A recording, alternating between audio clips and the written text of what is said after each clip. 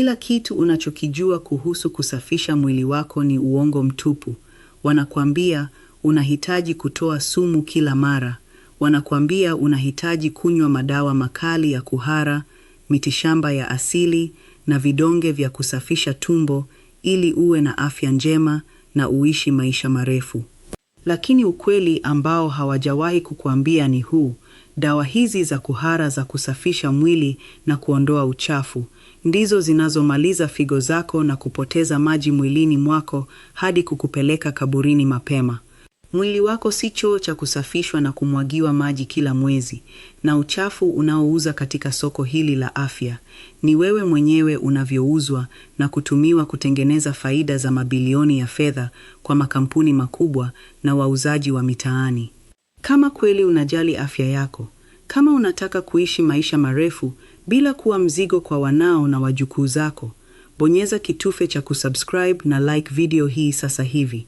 Hii ni kwa wale tu ambao wako tayari kusikia ukweli mchungu ambao utaokoa maisha yao na kulinda heshima yao katika uzee. Lakini kwanza, hapa kuna kile ambacho hujawahi kusikia kutoka kwa daktari wako, na hapa ndipo maelekezo ya dawa nyingi huwa yanakaa kimya kabisa. Mimi ni daktari ambaye nimeona wagonjwa wengi wakiteseka na kupoteza maisha kwa makosa madogo sana yanayoweza kuzuilika. Nimesimama upande wako kukwambia yale ambayo wengine wanaogopa kusema. Nimekaa wodini kwa miaka mingi. Nimeona wazee wakiletwa wakiwa wameishiwa maji mwilini kabisa. Figo zao zimeshindwa kufanya kazi na mapigo ya moyo yakienda mbio kwa hatari kubwa sana. Na chanzo kikubwa ni nini? Ni kile kikombe kimoja cha shubiri au ule mchanganyiko wa mwarobaini na majani mengine makali uliokunywa kwa lengo la kusafisha tumbo. Mfumo wetu wa afya umejaa urasimu mkubwa sana ambao unakugharimu wewe. Madaktari wana muda mchache sana wa kukaa na wewe na kukueleza kwa kina madhara ya haya mambo unayoyafanya nyumbani. Wanakuandikia dawa haraka haraka na kukuacha uende zako.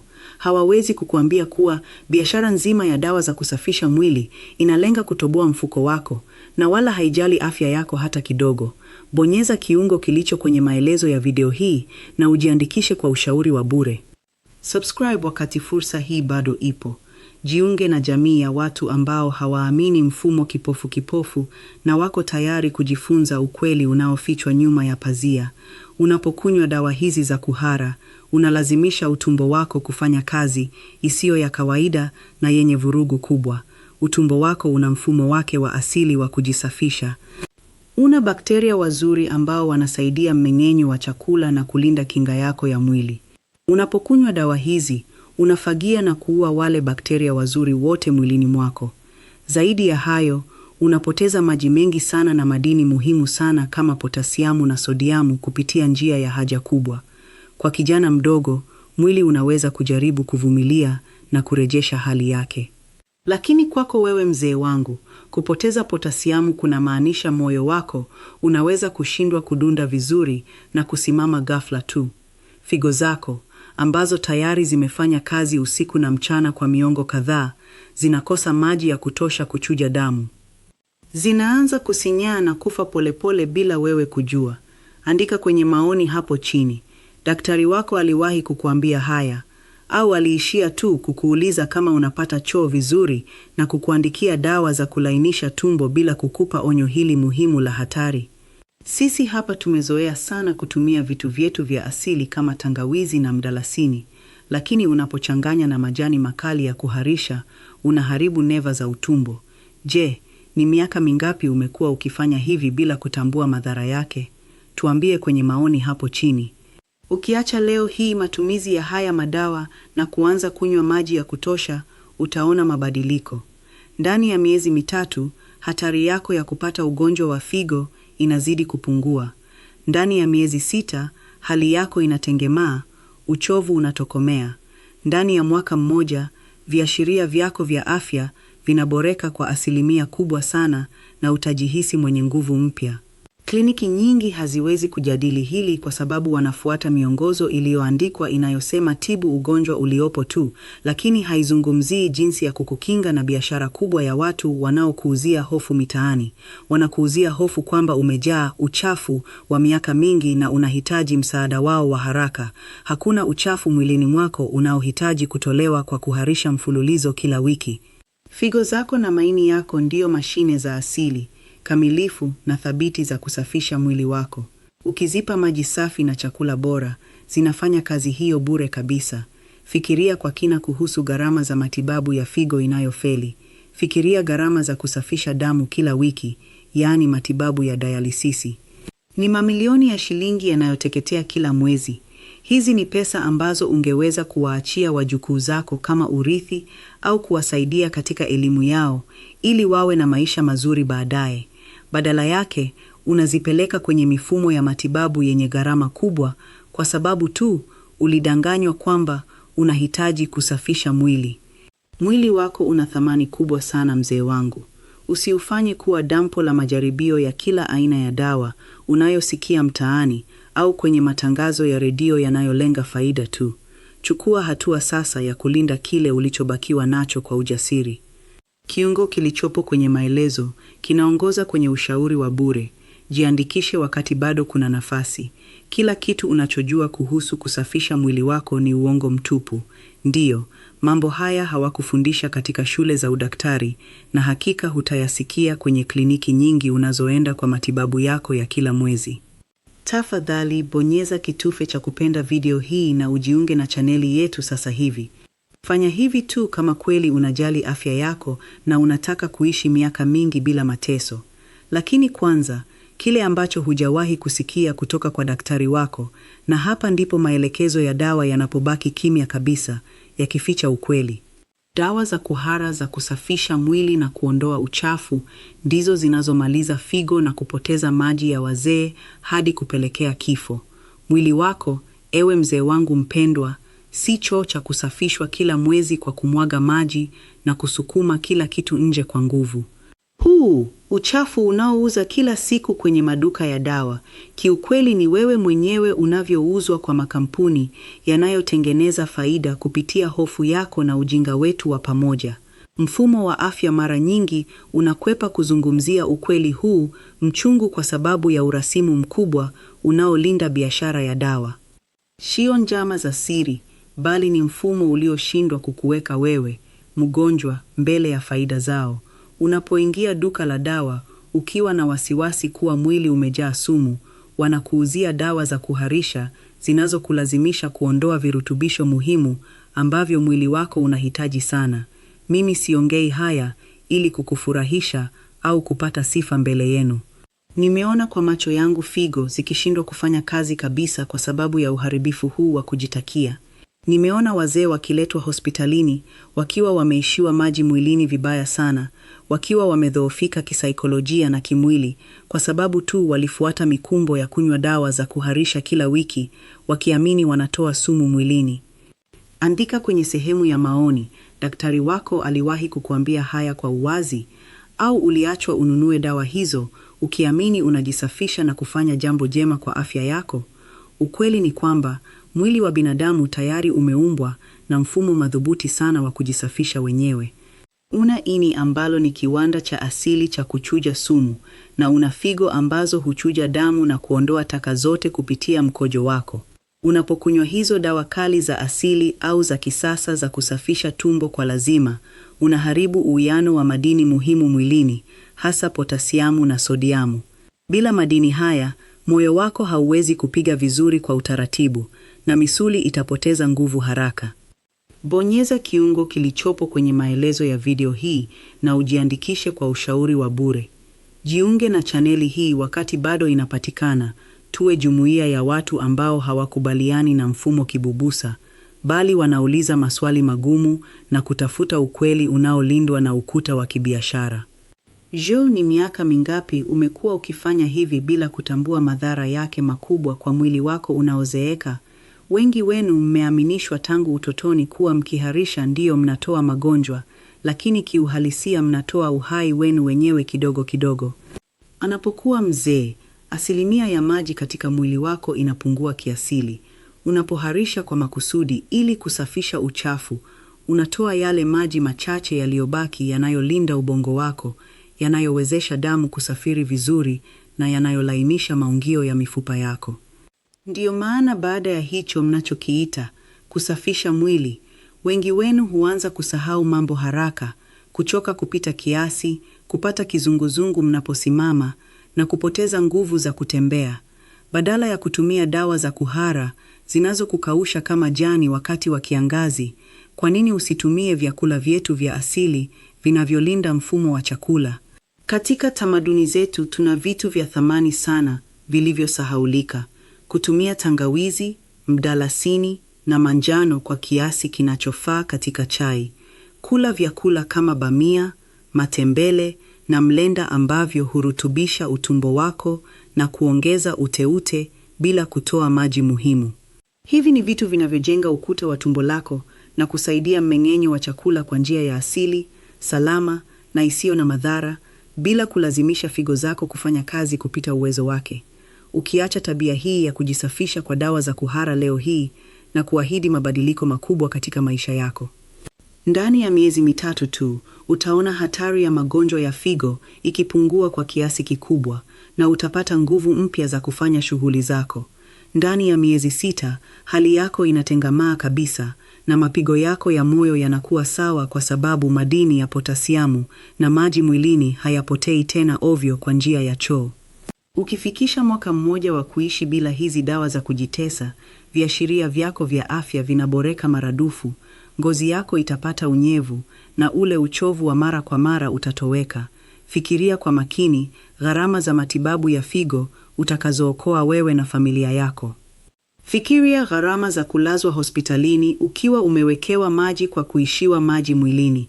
Hizi ni fedha ambazo unaweza kuwaachia wajukuu zako kama urithi, fedha za kufurahia uzee wako kwa amani, badala ya kuziteketeza kwenye kununua dawa za kurekebisha makosa ulioyasababisha wewe mwenyewe kwa kufuata mkumbo. Mfumo huu hautaki ujue kuwa una uwezo wa kujilinda kwa mambo madogo na ya msingi tu ya kimaisha.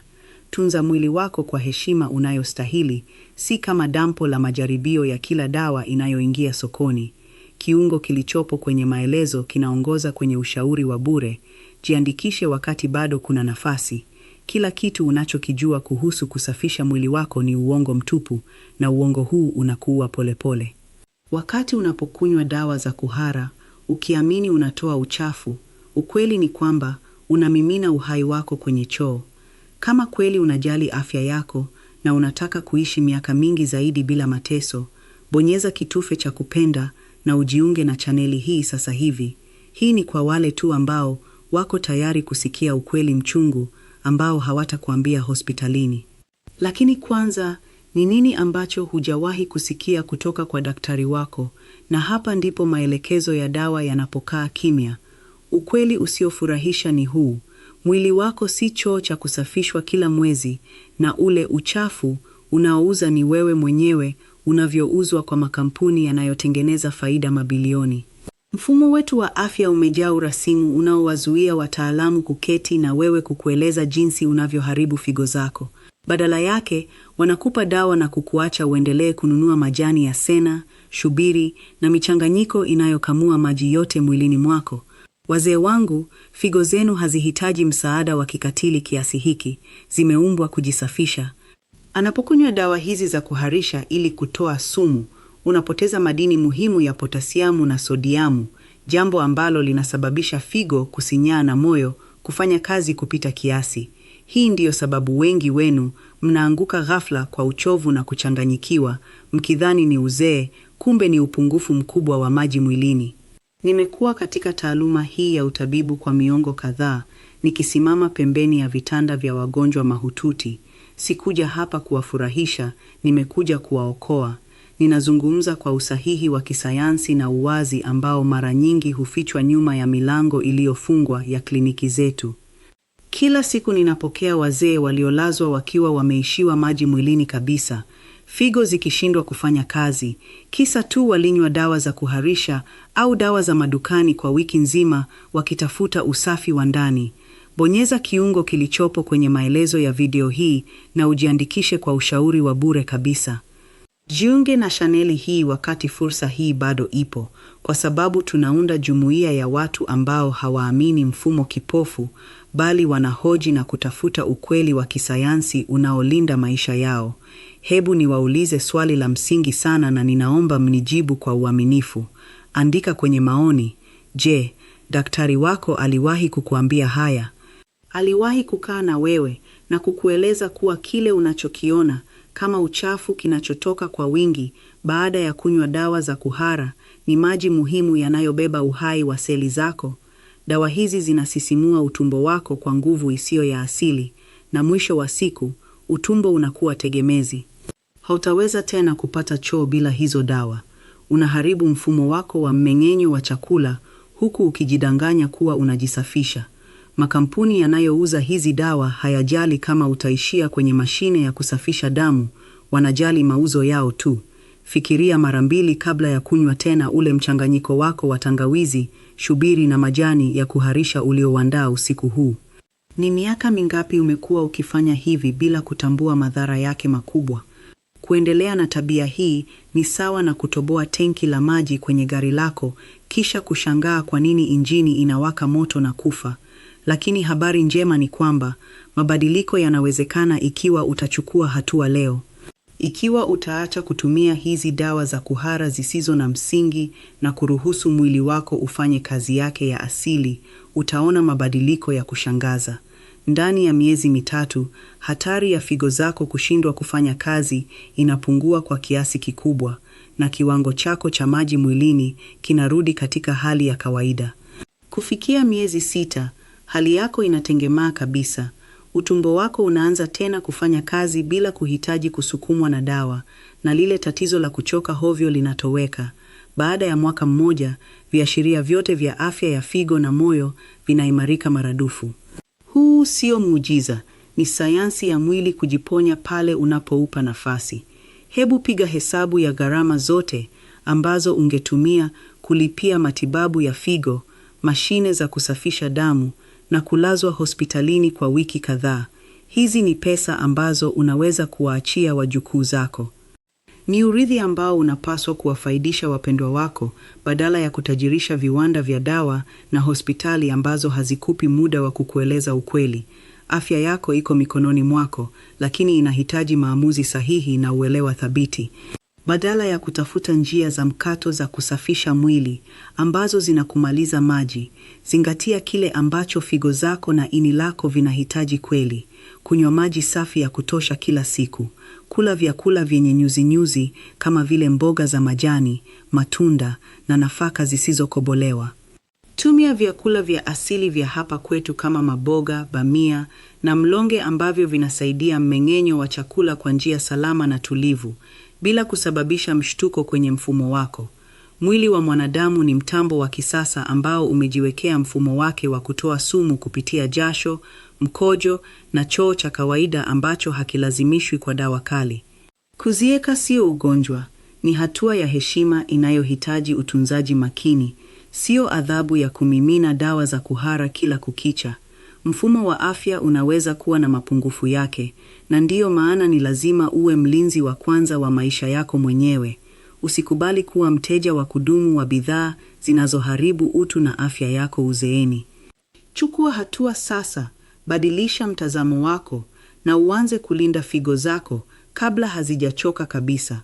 Kiungo kilichopo kwenye maelezo kinaelekeza kwenye ushauri wa bure.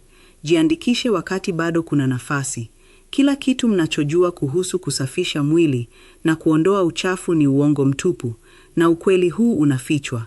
Tafadhali, kama kweli unajali afya yako na unataka kuishi maisha marefu yenye heshima, bonyeza kitufe cha kupenda na ujiunge na kituo hiki sasa hivi. Hii ni kwa ajili ya wale tu ambao hawako tayari kudanganywa tena. Dawa za kuhara ambazo mnauziwa mitaani kwa kisingizio cha kusafisha mwili ndizo zinazomaliza figo na kupoteza maji ya wazee wetu hadi kusababisha kifo. Mwili wako si choo cha kusafishwa kila mwezi kwa kemikali.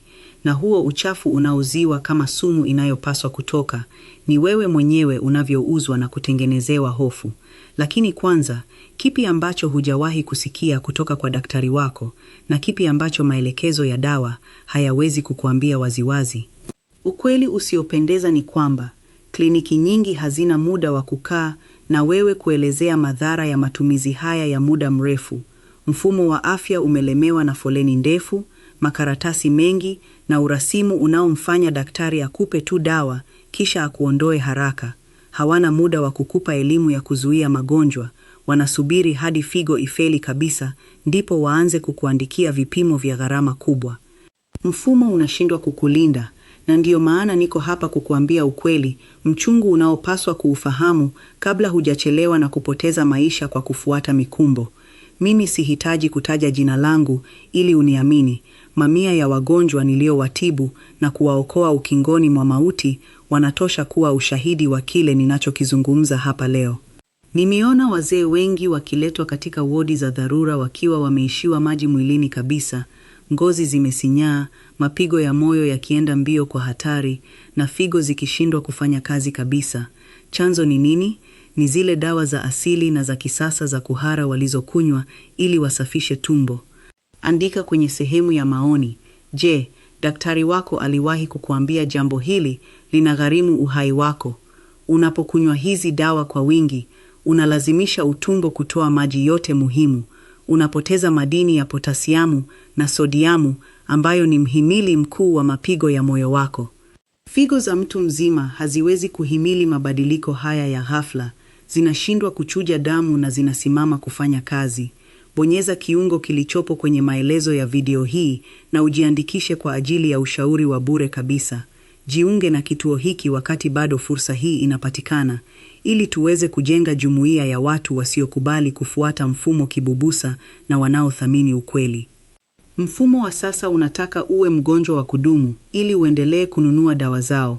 Una uwezo wa kukataa kuwa mtaji wao kwa kufanya maamuzi sahihi leo hii kwa ajili ya afya yako ya baadaye.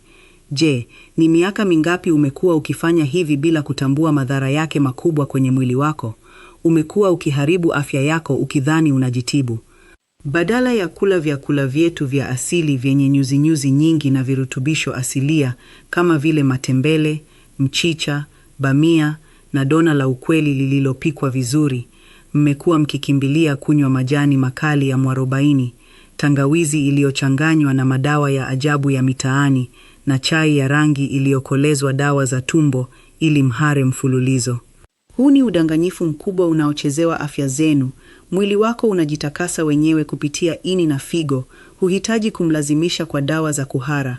Ukiacha mara moja tabia hii hatari na kuanza kunywa maji safi ya kutosha na kula mboga zetu za asili, ndani ya miezi 3 tu hatari ya figo kufeli inapungua kwa kiasi kikubwa sana. Baada ya miezi 6, hali yako ya umengenyaji wa chakula inatengemaa, utumbo unajijenga upya, na mwili unarudi katika hali yake ya asili. Na ndani ya mwaka mmoja, viashiria vyote vya afya ya figo na shinikizo la damu vinaboreka kabisa. Utajisikia mwepesi na mwenye nguvu. Hakuna miujiza hapa, ni sayansi ya mwili wako inayojiponya yenyewe pale unapoacha kuuingizia sumu zinazoitwa dawa za kusafisha mwili. Uamuzi uko mikononi mwako. Chagua uzima na ukatae uongo huu. Fikiria kwa kina kuhusu gharama za kusafisha damu kila wiki kwa sababu figo zako zimeshindwa kufanya kazi kutokana na makosa uliyoyafanya kwa mikono yako mwenyewe. Fikiria maumivu ya kuchomwa sindano kubwa kila mara, ukosefu wa uhuru wa kusafiri na mzigo mzito wa kifedha utakaowabebesha watoto wako. Hizi ni pesa nyingi sana ambazo ungezitumia kwa matumizi mengine ya msingi na ya furaha. Hizi ni pesa ambazo ungeweza kuwaachia wajukuu zako kama urithi wao badala ya kuziteketeza kwenye vitanda vya hospitali kwa ugonjwa ambao ungeweza kuuzuia kwa urahisi sana kwa kuacha tu kunywa hizo dawa za kuhara. Magonjwa mengi ya wazee yanazalishwa na hofu inayotengenezwa na wafanyabiashara wanaojali mifuko yao kuliko uhai wako. Wewe ni mtu mzima mwenye hekima. Usikubali mwili wako utumike kama jalala la majaribio ya bidhaa zao. Chukua hatua sasa hivi kulinda uhai wako na heshima yako uzeeni. Kiungo kilichopo kwenye maelezo kinaongoza kwenye ushauri wa bure. Jiandikishe wakati bado kuna nafasi, kwa sababu afya yako haiwezi kusubiri mpaka kesho. Penda mwili wako, ulinde kwa nguvu zako zote, na kumbuka kwamba afya ya kweli inapatikana kwa lishe bora, maji ya kutosha na utulivu wa akili. Kuwa mwerevu, simama imara daima, na uanze safari yako ya kupona na kujilinda kuanzia leo hii pasipo woga wowote ule.